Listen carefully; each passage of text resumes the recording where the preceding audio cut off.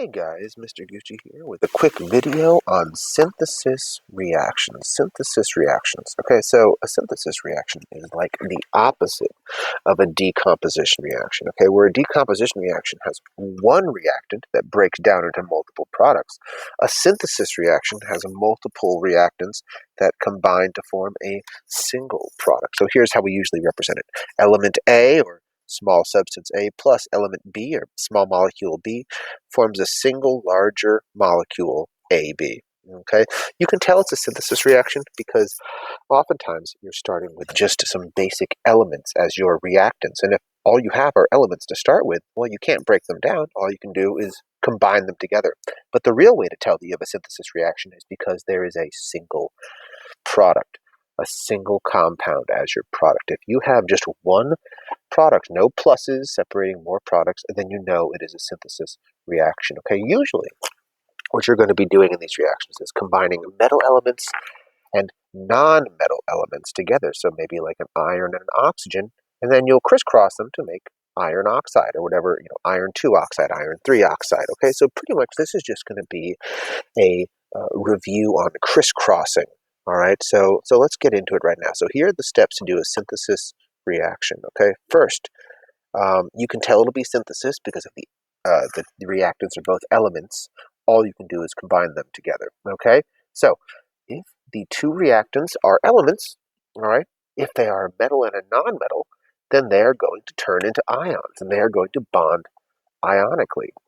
Okay, so you're going to have to look at the monoatomic ion sheet from Unit 6 to identify which charges these ions are going to have. So here's this monoatomic ion sheet that you can look at to remind you what charges these different ions have. And once you identify the ionic charges they're going to have, then you are going to crisscross those two ions to form an ionic compound. Okay? And then once you have your ionic compound, once you combine your A and your B and you crisscross them to form AB, then you worry about balancing. Okay, remember, you're thinking about this as a two-step problem. The first step in all of these chemical reactions is figure out the formula of the product by following the rules I've laid out, and then balance. Don't be worrying about balancing until you've come up with the products. Let's do some sample problems, okay? So the first sample problem, Al and F2, okay? So let's see here. So let's say you have Al plus F2, all right? Aluminum plus fluorine. Now, fluorine is diatomic, so it would be F2. What do they produce? Well, you have a metal and a non-metal, which means they're going to combine to form an ionic compound. So you are going to crisscross these two together. Let's see. Example 1. You're going to crisscross aluminum and fluorine to get your final product. Now let's take a look and see what charges, what ions do these elements form. Aluminum forms a 3+ charge. Fluorine forms a 1- charge. So aluminum is going to be 3+. Fluorine is going to be 1-, and then you might recall crisscrossing.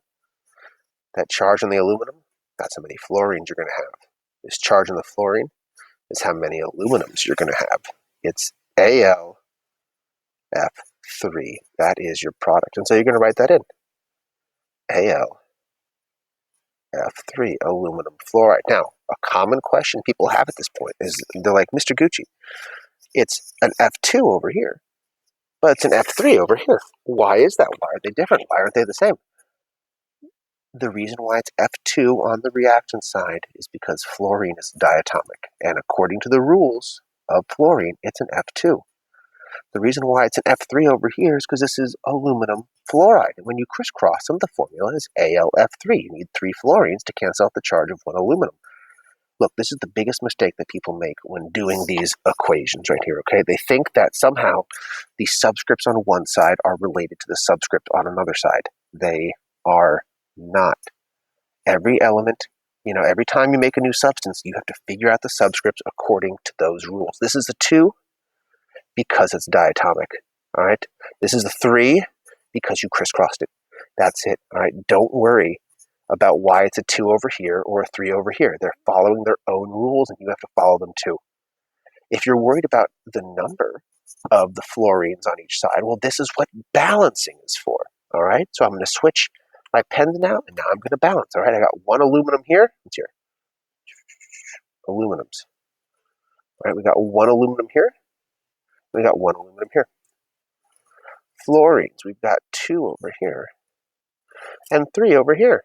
All right, so we need more on this side. Maybe I put a 2 here. Now we've got 4. Okay, now we need more over here. So I put a 2 here. Now we've got 6. Okay, now I got to change this to a 3. So now we have 6 over here. Okay, so now we've balanced the fluorines. But now the aluminums are out of balance. We have 2 on this side and 1 on the reactant side. So maybe we put a 2 there. Okay, and that's it. This is the balanced chemical equation. Remember, it's all 2-step problems. Every single predicting, every one of these type of reaction problems that I give you is always a 2-step problem. The first step is figure out the formula of the products, and the second step is to balance. Don't get them confused. Don't jump ahead and try and balance first. Okay, you have to come up with this formula. You have to know that aluminum and fluorine form AlF3. You have to do that first before you can balance, okay? Before you can balance. So let's try another sample problem, okay? So let's see what's another sample problem we got. Okay, very good. Okay, so let's try another one. Example 2. Let's say you've got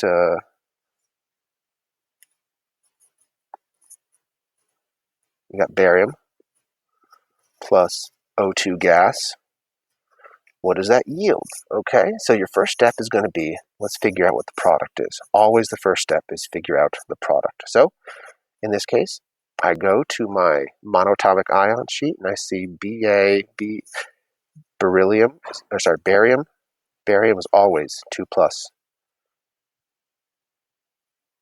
And oxide, if you haven't memorized it already, is always 2-. All right, O2-, not O2 2-, just O2-. And then we crisscross. All right, and then we crisscross. Barium is 2+. Oxygen is 2-. Well, actually, you don't really even need to crisscross here because their charges are opposites, so you just need one of each. The formula is going to be BaO. Right? Maybe you write Ba2O2 from crisscrossing, but even then you remember, I can simplify that. The product is BaO because barium is 2+, oxide is 2-. They cancel each other out. BaO. But Mr. Gucci, oh no, it's O2 over here and there's nothing over here. Did I do something wrong? No. Okay, because again, these subscripts on either side have nothing to do with each other. It's O2 over here because it's diatomic. It's a single O over here because that's what you get when you crisscross. Okay, and now you balance. Okay, I'm changing my colors. I'm changing my frame of mind. Now I'm balancing. Okay, got one barium over here. I got one barium over here. I got 2 oxygens over here, and I got 1 over here. Oh, so I put a 2 here. Now I have 2 oxygens. But now I changed the bariums, so I got to put a 2 over here. 2 bariums, 2 bariums. 2 oxygens, 2 oxygens. Done. Okay, there we go. Again, the first thing I did was I figured out the product, and then I worried about balancing. Then I worried about getting the same number of each type of atom on each side. Let me do one more sample. Here we go, example 3. Let's see what we got here. CO and S, cobalt and sulfide. So here we go. All right, so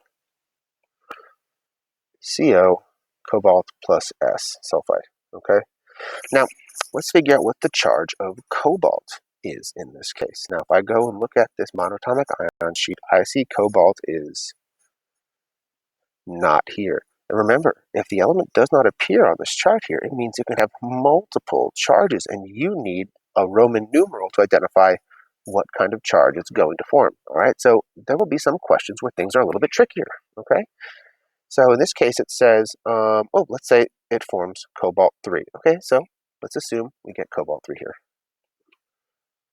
CO3 plus. S, sulfide forms what charge? Sulfide, 2-. Okay, now crisscross here. I'm going to crisscross. Now, I'm doing this on a separate sheet, air quotes sheet, right? It's digital. You might want to have a piece of paper next to you in order to do this work, okay? Have that piece of paper next to you so you know what you're doing. You're not going to be able to type it all up easily, okay? So have a separate sheet. CO2, that doesn't fit with the color scheme I've been doing.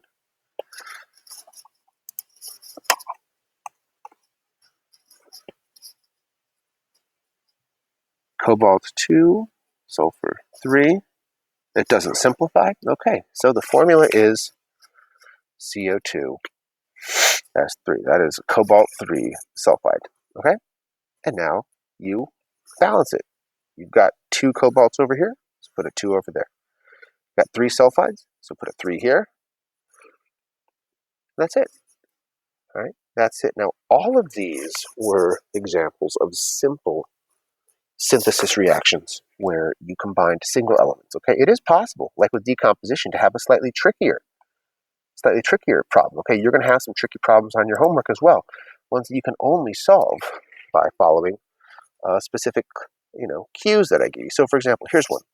All right, CO2 plus H2O yields. Now, I've given you 2 small molecules here. Looking at this, you wouldn't know off the top of your head that this is going to be a synthesis reaction, but in fact, they come together to form H2CO3. This is also a synthesis reaction where you have 2 reactants forming a single larger product. Okay, so synthesis reactions can happen not just with elements, but small molecules as well. But in this case, I would have to give you a clue, like I did on the previous homework. Like maybe I tell you, okay, guys, well, let me tell you the coefficients, all right? We've got a 1 here, okay? We've got a 1 here, and over here, whatever the product is, you've also got a 1. So you're like, oh, it's already balanced. Let me just smash these things together, okay? I got 2 H's here. I've got a carbon, and I've got 1, 2, 3 oxygens.